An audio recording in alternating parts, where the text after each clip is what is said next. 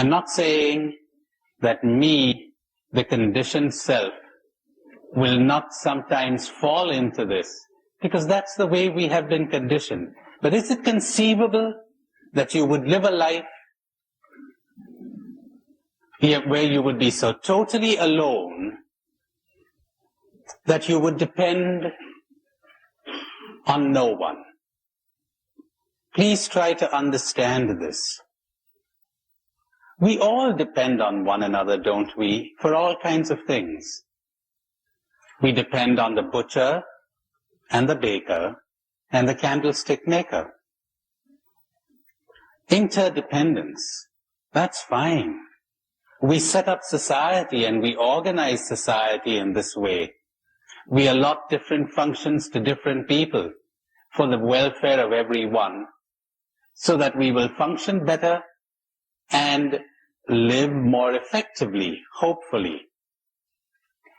But to depend on another psychologically, to depend on another emotionally, what does that mean? That means to depend on another human being for my happiness. Think about that. Because if you do, the next thing you will be doing, whether you're aware of it or not, is you will be demanding that that person contribute to your happiness. Next step, fear. Fear of loss, fear of alienation, fear of rejection, mutual control, perfect love casts out fear.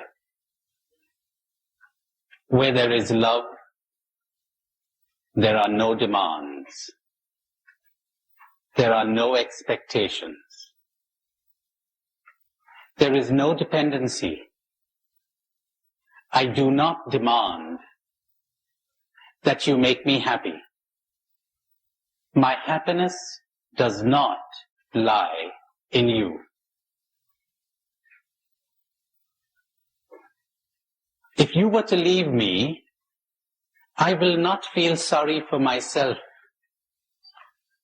I enjoy your company immensely, but I do not cling. I enjoy it on a non-clinging basis. What I really enjoy is not you. It's something that's greater than both you and me. It is something that I discovered, a kind of a symphony, a kind of an orchestra that plays. And on the occasion of your presence, it plays one melody. And when you depart, the orchestra doesn't stop. On the occasion of meeting someone else, it plays another melody, which is also very delightful. And when I'm alone, it continues to play. A great repertoire there never ceases to play. That's what awaking is all about. That's why when we're hypnotized, we're brainwashed, we're asleep, it seems so terrifying. But can you be said to love me if you cling to me and will not let me go, or will not let me be? Can you be said to love me if you need me?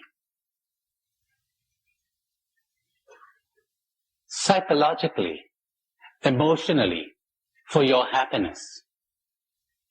You've got lots to reflect on there, don't you? But you know something? This is the universal teaching of all the scriptures, of all religions, and of all the mystics. How come we missed it? How come I missed it for so many years? I say to myself repeatedly. How come I didn't see it? When you read those radical things in the scriptures, you begin to wonder, is this man crazy? After a while you begin to think, is everybody else crazy? Unless you hate your father and mother, brothers and sisters, unless you renounce and give up everything you possess, you cannot be my disciple. You've got to drop it all. Not physical renunciation, you understand. That's easy. It's seeing through the delusion. That's easy too. And they drop. The delusions drop. You're in touch with reality at last. And believe me, you will never again be lonely. Never again. You have found it. Loneliness is not cured by human company. Loneliness is cured by contact with reality.